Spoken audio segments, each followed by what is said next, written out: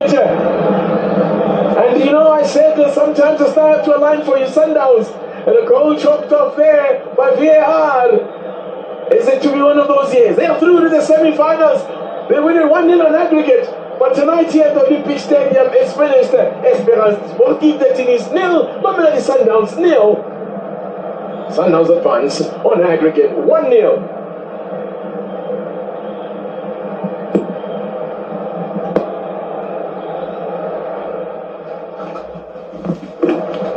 It's a bitter night for those of Esperance. It's celebrations for Mamelodi Sundowns. Elias Mukwana could not make a difference after having coming on as a sub. Lots to talk about in this one. A disallowed goal for the Blood and Gold as they thought they'd got back into this one before VAR intervened with the narrowest of offside decisions. Mamelodi Sundowns have done what they came to town to do. They've done what Villa thought would be a victory. You did say before the game, Villa, that a draw is a win for Sundowns today, and that is the case. They progress. They do progress. You could see a tackle was very important. An extra mile of running was very important from the boys. Everything was put in. It was not just a tactical game, but you needed to put everything that you have. It's a game that needed everything in terms of extra running, extra effort, extra tackle that you could cheer for yourself because if you know what's important. You have a goal that you have to protect, and that's important. Protect that goal to the end. Who is important today, Coach Sudesh, as we look at the reactions post-match for Mamelodi Sundowns in escaping from Tunis with a 0-0 scoreline? Thomas, I think you look at the whole defensive organization there, from Ronwen right up to, for me, was Tebogo Mokoena, you know. He took on a greater tactical responsibility, ensuring control and balance in the midfield, you know. So you look at how they control the tempo of the game, they change it. So I think that's where the key was in the midfield today. Much more even game today, Pumuzo, from an 80% to 20% possession at Loftus to a much more closer in terms of the intent from Esperance today. I think we need to respect PSL football. Top performance by Mamelodi Sundowns. Away from home to be able to dominate the position, to be able to dominate the tempo of the game, the experience of the Bafana International on that Mamelodi Sundowns team. Excellent performance. Now, moving on to what's been taking place in Mauritania. This is in Nouakchott, and it is celebrations for Al Ahly. They've done it, and they did it the hard way. 1-0 at home, 1 way away from home. It took 18 minutes to break down Al Hilal's brave defending in Mauritania, and you can see there was a healthy crowd that also came through to watch the defending champions. A goal that took Imam Ashur, a quality strike to separate the two sides. Yeah, Thomas, we knew it was going to be a hard game for Al Ahly, and you can see the way they celebrate. They really treasure this win, you know. And the goal comes from the mercurial Imam Ashur. So Sundowns meet their old foes again, Villa, in the semis. Al Ahly, exciting semi-final there on hands. Already throwing forward to what's going to be exciting in the semi-finals as Al Shanawi, the captain there, celebrates. Pyramids pushing it all the way. Look at the aggregate scoreline there. It was a photo finish. One more goal and it would have been Asfar that would have been celebrating. Pyramids, though, scraping through away from home. 2-0 defeat, but they did the business at home, did Pyramids. I think Asfar will be killing themselves because they gave away 3 goals in that first leg. They go at home and do the hard work. The hardest job was to keep 0. They kept a clean sheet. They scored 2 goals. They are a goal short, Thomas. Now they'll go back to the goals that they conceded in that first leg and they will be killing themselves. It's 4-3 on aggregate that Pyramids go through. Oh, guys, you told me it was not going to be that tight. Just a reminder that anything can happen on Champions League nights. This is what it looks like as far as progress is concerned. Pyramids now wait for Orlando Pirates or MC Alger. I think the job done away from home by Orlando Pirates, it will be a job that needs to be finished off at home. We saw a Mamelodi Sundowns team that did the job at home and went all the way to do it away from home. It's up to the Buccaneers to go and fill Orlando Stadium and push the boys. Then on the other side of the draw, it's complete as far as the semi-final is concerned. Villa, how should Sundowns fans be feeling about another opportunity to face an old foe in Ahly? Yeah, well, it's another mountain to climb here. Team of the century. It's going to be an interesting one. It's going to be a tough one. As I say, Champions League always brings you small margins, and that's why you always find top teams getting up together, now playing the semi-finals. Not going to be an easy one. Sundowns playing at home, starting at home. So, as I say again, I repeat again, you want to use that home ground advantage. Here's confirmation of the results that we saw tonight. 0-0, no goals in it. Didn't mean that it wasn't an exciting encounter, and it doesn't mean that it wasn't an encounter that had plenty to talk about. That VAR decision will be spoken about for a long time. Definitely, Thomas. Esperance obviously thought they're back in the game with that, and you could see it took a very long time to make the decision. But well done to Sundowns for containing. Esperance came at them. They had a lot of chances.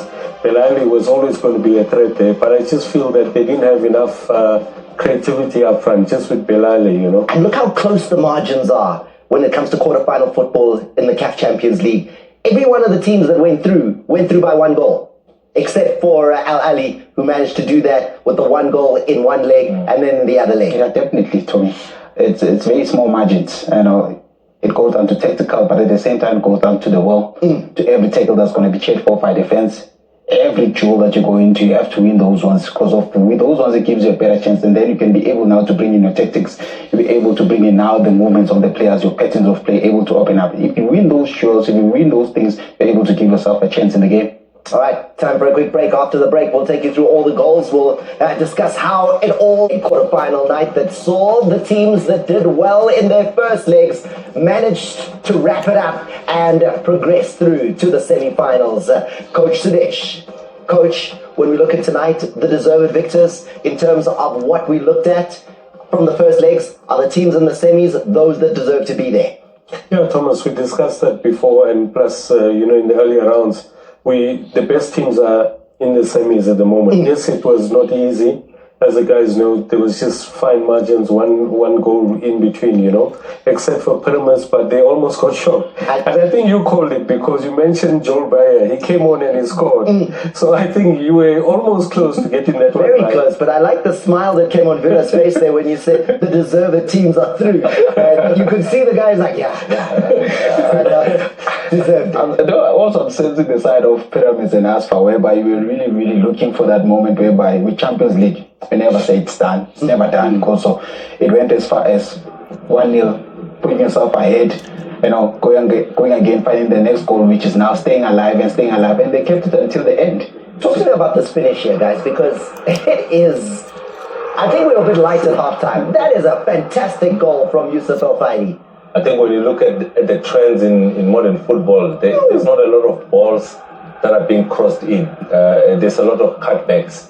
We saw this from the previous World Cup, and it just continued into club football. I think an excellent cutback where we see El-Fadi getting the goal. Excellent is not easy. You're talking about the body profile to be able to open up your body and be able to then still put it in the back of the net. I thought excellently taken, and I think that's when they started to believe again, as far to say it's still possible we can come back into this game. I think that goal needed 2 points. I think it's very hard.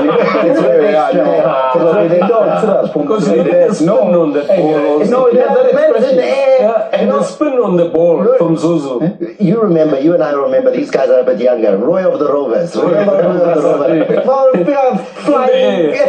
That's why I say that goal deserves 2. It deserves 2 for that, also because of that instinct. That's quick thinking. Just to lace it like that and then find the other side of the goalpost. And then, to make things even closer in that encounter, there was a second goal that came. There was also a goal that was disallowed, and we'll take a look at what happened as far as that is concerned here, because Fiston Mayela thought that he put Pyramids away. An away goal would have made this game very, very safe after the 4-1 victory in the first leg. He scores. Yeah, but I think when you look at the other angle, you'll see why VAR had to come in and come into play, because he's the man that scores the goal at the center. VAR ruling it out. It's amazing how VAR is alive in the second legs, because In the first legs, VAR walele, man. Now second leg, VAR is up and alive. Questions were asked. This would have been a 7th goal for Piston Mayela, the DRC man, but it was not to be allowed, and it was then going to make the Egyptian fans, those who'd made their way all the way through to Morocco to follow what Pyramids were doing, put them back on the edge of their seats, because VAR will show us exactly, very shortly, why it is that Mayela's celebrations were early and why some are not fans of VAR, because after all that, but nah, next, it's not disallowed, and there is the reason why. Yeah, I think it was Karim Hafez who was offside there. Is when the line was drawn and when the ball was... Yeah, but is he involved? That's why, because Mayele... If we just go back to the same screen and just pause where VAR makes the decision,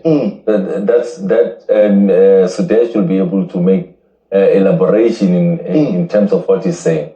You see, they've gone for Mayela, who is the man right further in. That's it. Yes. Because the man in an offside position, he does not get to interfere with play in this moment. It's just a boot. Yazi boot. It's one boot there. Because if you look at where Piston Mayela is, that's a boot offside. And it's just maybe a few toes ahead of the Aspa player in the red boot also. But yeah, the red boot is there. Yeah, the boot is over the line, and that's the decision that was made there. Now, if we start talking about boots and toes and things like margins. That, those are the tight margins on a night of tight football in the Caf Champions League. There was another goal in this encounter that made the last 5 minutes edge of the seat stuff. Aspar needed one more to knock Pyramids out of it. Joel Bayer comes on as a sub, and he gets his team into a position here where it was more than 5 minutes, more like 10 minutes more for them to try and look for that winning goal. It's a perfect time to score a goal, whereby you want to keep on believing, whereby you think like your heads are gone, you are tired. But at this point in time, Bayer takes a very good goal. I think for me, the most important thing is the attacking zone, where they win the ball. The pressing there is 3v2 inside there, but they're able to win the ball and turn that defense into attack. How does this happen, guys? A team that goes and beats the other side 4-1 last week, not 2 years ago, last week, 7 days ago, then loses 2-0 the next week to the same opposition. Thomas, I think it's video analysis, it's homework. It's looking at the mistakes that you made in the previous game and correct those mistakes. You're looking at this Asphalt team that maybe took the pressing from Pyramid lightly in the first leg. So they went on to the training ground and corrected the build-up phase and respect that zone. In this game, you could see that they respected the build-up phase zone. Only in the consolidation phase and also in the final third, that's when they started to take more risks. So this is good homework. You can also see by Bayer coming in and scoring the second goal is the coach's influence, looking at the bench and looking for a different type of striker that comes onto the field and is able to get the second goal. Maybe also helped a little bit by the starting lineup, because we did mention that Pyramids had left some firepower at home, thinking Thomas, maybe this game was done at 4-1. They actually made 4 changes to the lineup from the previous game. So that obviously disrupts the rhythm of the team and the cohesion. And we mentioned 2 of the key players, Sobi and Adel. But when you make 4 changes, surely it disrupts a bit the cohesion and the rhythm of the team, But take nothing away from Asfa. They gave it all and they tried to get back into the game. Well, the scoreline says 2-0. What do the stats say? How dominant was that possession? Was this performance by Asfar? Well, very dominant is the answer. Yeah, very dominant, and it showed also with the continuous pressing, relentless pressing that they showed. You look at the 30 shots.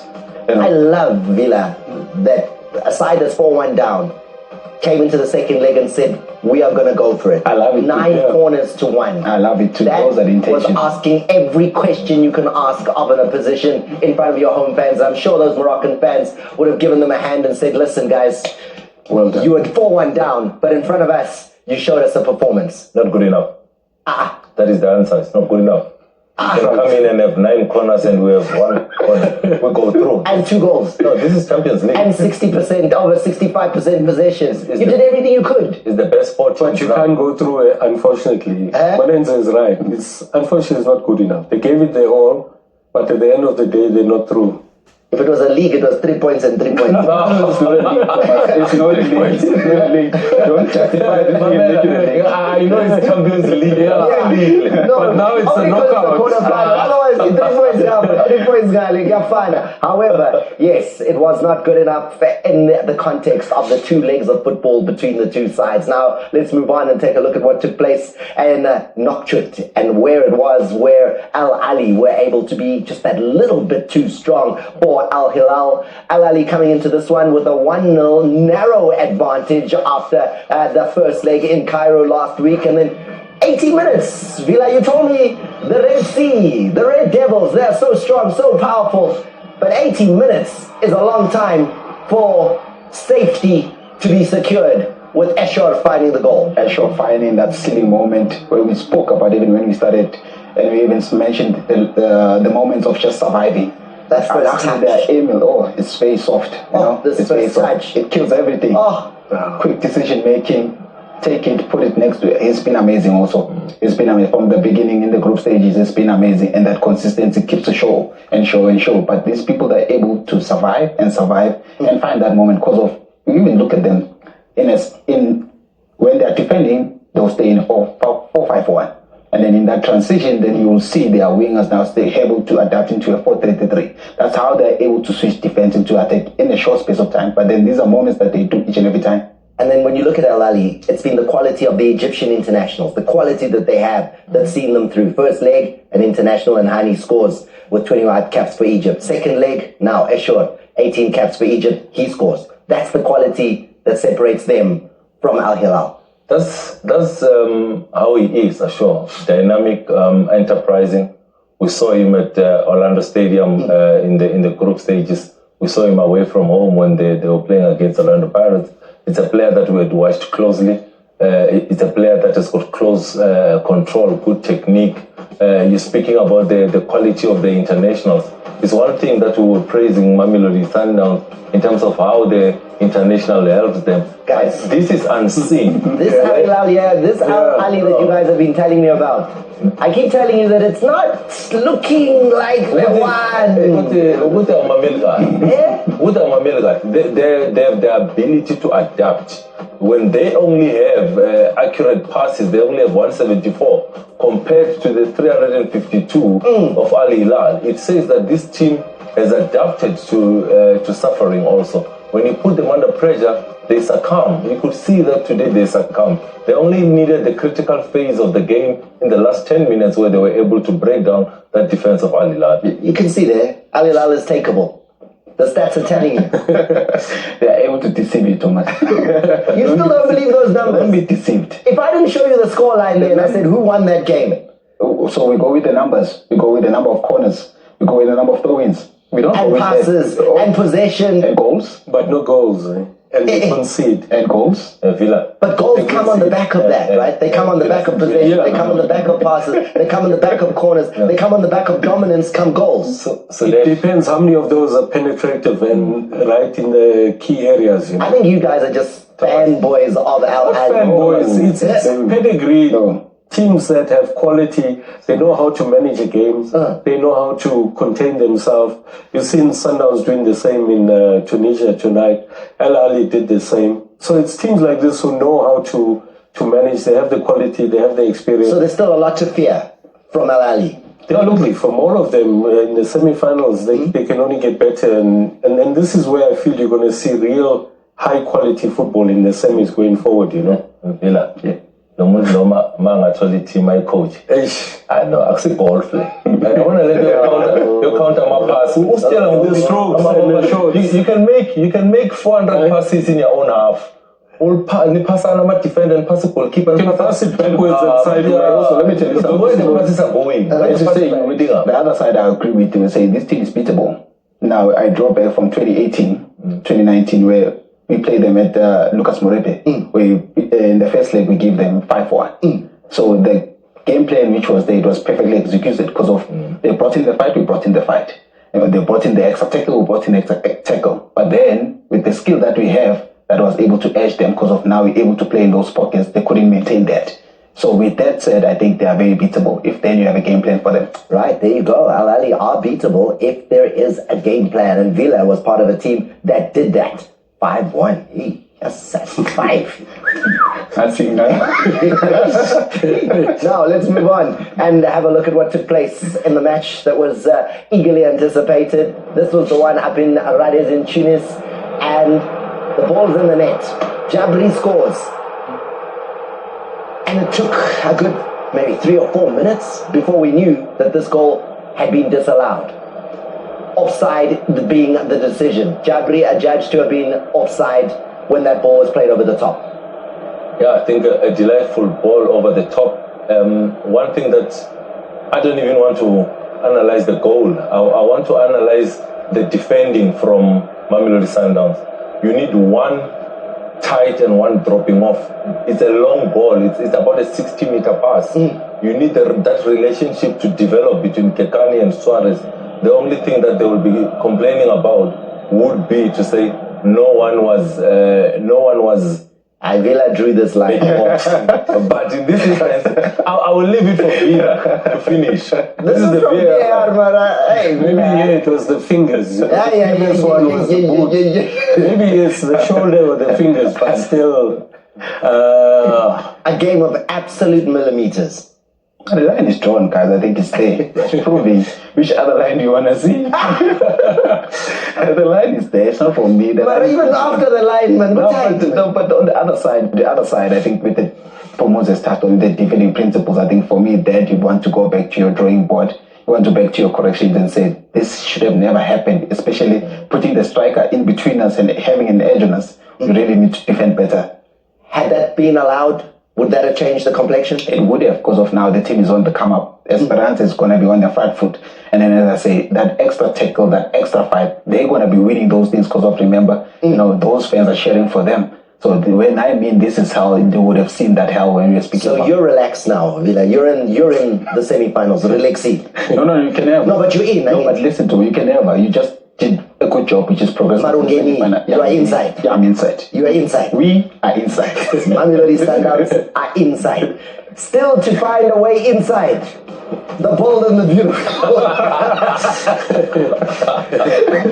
Because 1-0 is the advantage that Orlando Pirates bring to the Orlando Stadium tomorrow. We build up at 7 o'clock. MC Alger. Hey, Pamudzo. Yeah. The performance MC Alger put together up in Algeria was spectacular first half. They did end up on the wrong side of that 1-0 result. Now, it's Pirates' home form that'll be the difference. Yeah, I think the home form will be very important.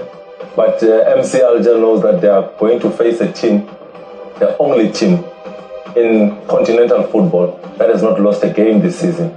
That is the team that they have to face. And I think Mapagania will go in and go fill up Orlando Stadium. He's a Spaniard or Orlando. Make your choice. Undefeated Orlando Pirates. You can link up from there. In the Champions League, that's what MC Alger now need to do.